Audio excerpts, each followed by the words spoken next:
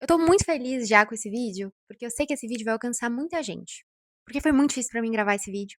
Eu tive todos os empecilhos que vocês podem imaginar, mas pra honra e glória do Senhor, eu sei que esse vídeo hoje tá chegando aí na sua frente pra Deus falar com você sobre perdão. Perdão que é uma coisa que a gente escuta ao longo da nossa vida. A maioria de nós não desconhece esse termo, não desconhece o significado. E muitos de nós, inclusive, já teve que passar por situações onde teve que exercer perdão, ou pelo menos em teoria deveria exercer perdão.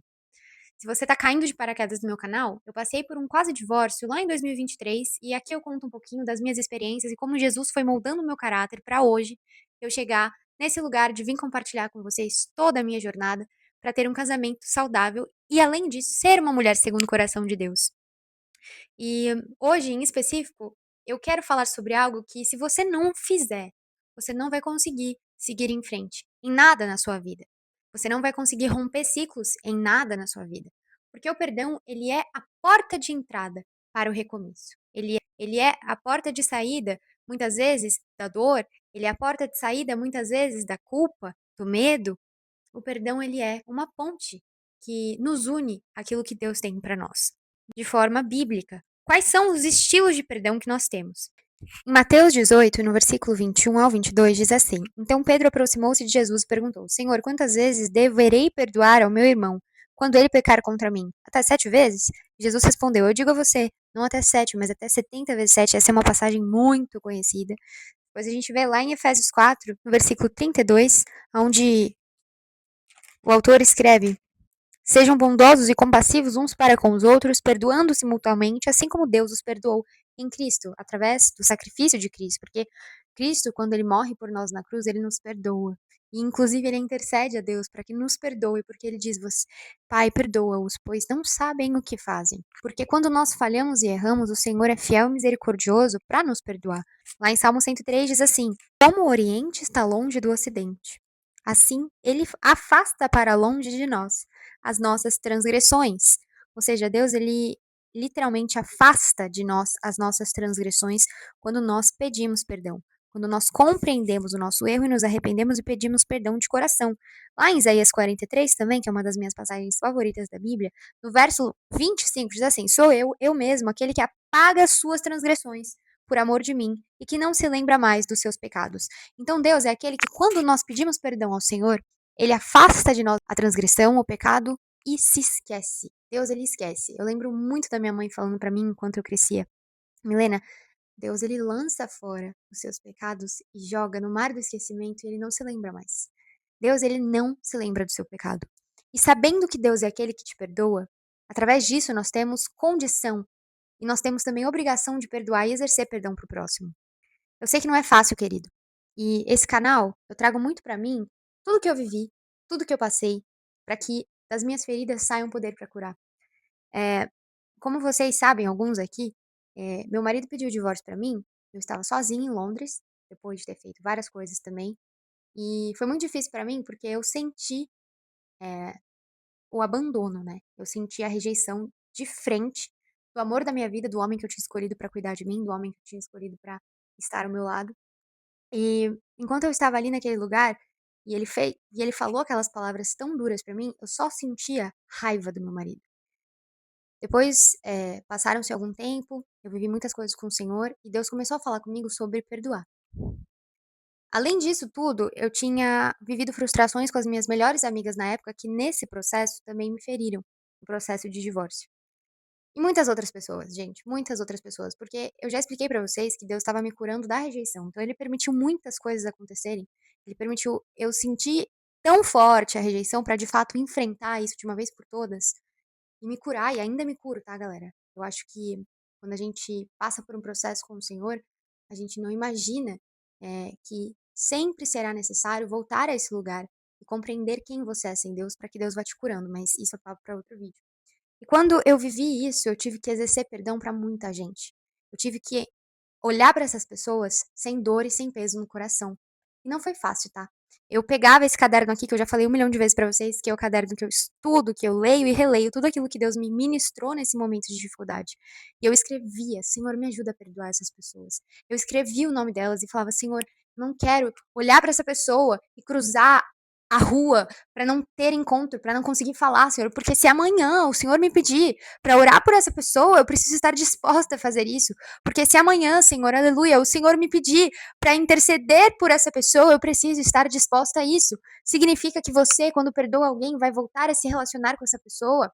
Não necessariamente. Significa que quando você perdoa alguém, você precisa voltar essa pessoa para sua vida? Não necessariamente, mas se for necessário, que seu coração esteja em paz, que seu coração esteja leve e pleno na presença de Deus. Caso contrário, querido, se você pensa em alguém aí enquanto eu tô falando, e você fala, cara, se eu encontrar essa pessoa, eu não quero falar, não quero olhar na cara, não quero. Será mesmo que você exerceu perdão?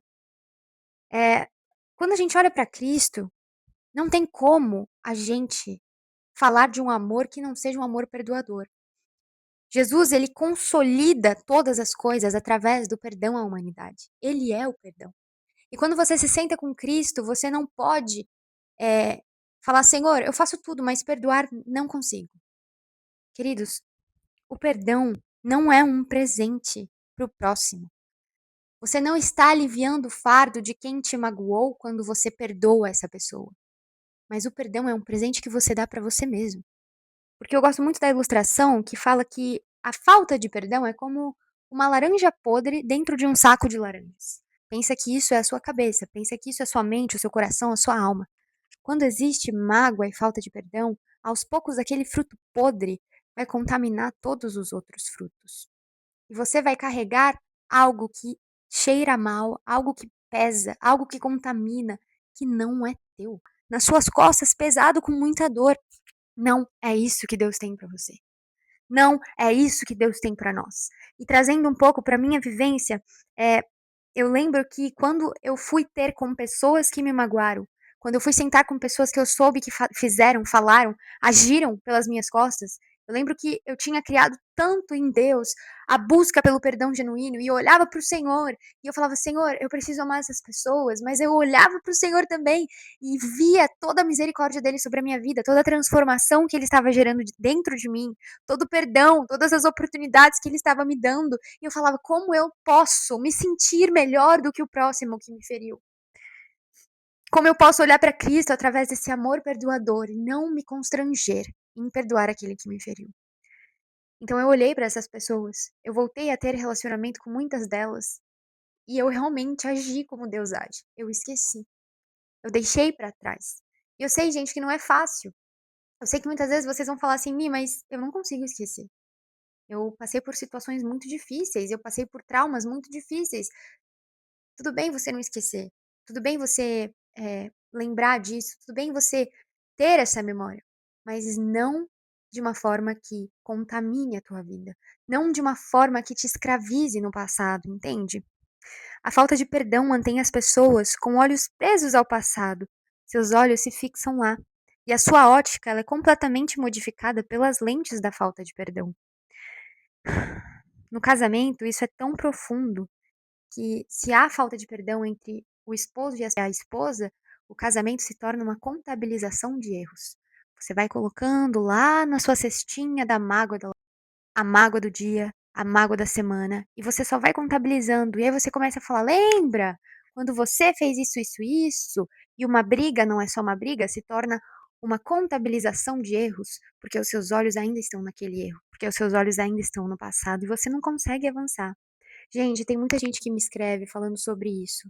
Lena, eu quero restaurar o meu casamento. Qual é a parte mais difícil de restaurar um casamento? Eu te digo categoricamente: a parte mais difícil de você restaurar um casamento que foi quebrado é você estar disposto a perdoar e seguir em frente.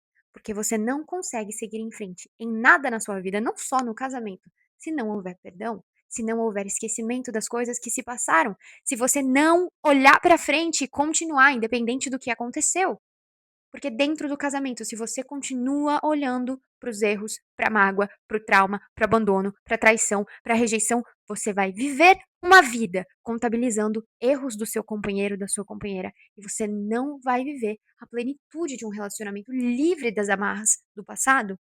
Eu quero enfatizar com vocês que o perdão é diferente de fingir que algo nunca aconteceu, mas é você olhar para aquilo e estar cicatrizado a ponto de não te ferir mais. Hoje eu posso falar para vocês, eu passei por situações muito difíceis no meu casamento. Hoje eu olho pra trás e vejo muitas coisas que eu passei com meu pai na minha infância, e eu amo meu pai. Eu sei muito bem que essas cicatrizes me formaram e não me machuca mais. Mas e quando essa pessoa erra com você numa área que você já foi machucado, numa área que você já foi ferido, com algo que você já exerceu perdão e a pessoa faz de novo? Se nós olharmos para Cristo, quando ele olha para Pedro e diz: Pedro, não são 7, são 70 vezes 7. É difícil, querido, mas o perdão de Deus, ele não é seletivo, é um perdão verdadeiro. Você precisa amar tanto a Deus, a ponto de olhar para o próximo com a misericórdia que Deus tem sobre a sua vida. E, de novo, é uma escolha diária, é uma escolha racional, praticada e reforçada. O perdão, ele não é algo que você joga no ar, no dia seguinte você está livre do peso. Muito pelo contrário. O perdão, ele é racional, ele é diário, ele é algo que você vai precisar praticar e exercer. É tipo, Deus, essa pessoa me feriu, eu exerci perdão, e hoje essa atitude dela tá me relembrando aquilo que ela fez. Mas eu escolho, assim como você diz lá em Salmos, separar o Ocidente do Oriente, separar o passado do presente e olhar com uma nova expectativa, olhar com um novo ponto de vista sobre essa pessoa e sobre aquilo que ela carrega. Eu não olho mais para ela com as lentes da mágoa, mas eu olho para ela com os olhos limpos diante de você. É racionalizar, é praticar, é exercer todos os dias. Quando nós entendemos que em Deus não há condenação e nem culpa, nós também conseguimos exercer o outro tipo de perdão que eu queria falar hoje, que é o perdão a si mesmo. Se você chegou nesse vídeo, às vezes você também precisa se perdoar. Às vezes o seu coração está morto por dentro porque você está sendo corroído pela culpa.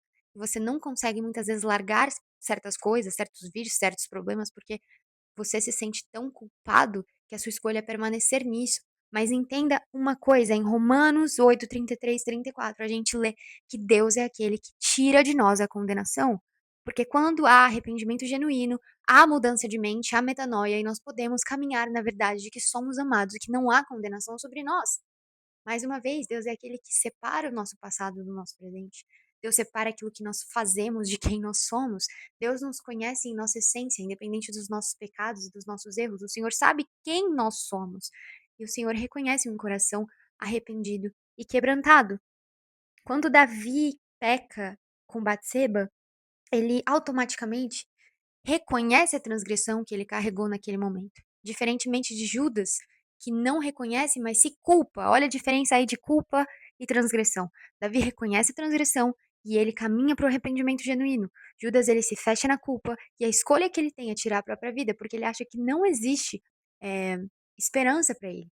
Muito movido também, né, por essa culpa paralisante que é gerada pelo inimigo. E hoje eu declaro, em nome de Jesus Cristo, que você reconheça as suas transgressões, os seus erros, os seus medos, as suas falhas e que você chegue até Deus não se encolhendo todo, achando que Ele é um Deus com um cajado que vai cortar sua cabeça fora porque você errou. Não, Ele é um Deus bondoso e misericordioso, disposto a esquecer o seu passado. Em 1 João 1,9, a gente compreende que nós precisamos confessar os nossos pecados para que sejamos perdoados por Deus. Também, querida, não adianta nada você reconhecer sua transgressão e não confessá-la. Você precisa confessar, você precisa exteriorizar aquilo que você esquece, aquilo que você decide deixar para trás. Se Deus te perdoou, você também deve seguir. Conhecendo o amor de Deus, nós sabemos quem Ele é e sabemos que nós somos perdoados por Ele todos os dias. Porque todos os dias nós dependemos da misericórdia de Deus quando nós erramos, e todos os dias nós erramos, todos os dias nós pecamos, e a graça do Senhor se manifesta dia após dia, noite após noite sobre as nossas vidas. E se estamos conectados a um amor perdoador, como podemos dar frutos diferentes desse amor perdoador? Então, que em nome de Jesus, querido, esse vídeo chegue até você e que você hoje tome a decisão nas suas mãos de perdoar. Seja a si mesmo, seja ao próximo, mas que você perdoe e entenda que aquilo que separa você do futuro, aquilo que separa você desse ciclo interminável na sua vida, pode ser a falta de perdão. E se você quiser recomeçar, se você quiser uma nova oportunidade, se você quiser reconstruir e ter uma segunda chance, o perdão não é uma opção, mas sim uma obrigatoriedade. Eu te agradeço por ter visto esse vídeo, eu te agradeço mesmo por ter visto esse vídeo, porque eu sei que agora você vai compartilhar esse vídeo com quem precisa, você vai declarar essas palavras que foram faladas aqui hoje sobre a vida dessa pessoa. E não envie para alguém, não envie para o seu cônjuge, para sua esposa, se você quiser que ela te perdoe. Não faça isso, ok? Não faça isso. Ore para que o Senhor transforme o coração dele e faça com que o perdão seja uma realidade entre vocês. Em nome de Jesus Cristo, eu oro, Deus, para que o Senhor abençoe cada pessoa que chegará nesse vídeo. Que em nome de Jesus ela possa ser tocada pela palavra que foi gerada aqui agora. Em nome de Jesus, eu oro e te agradeço. Querido, muito obrigada. Compartilha, curte, se inscreve no canal. Me acompanha nas redes sociais também, porque isso me ajuda bastante. E a gente se vê no próximo vídeo. Um beijo!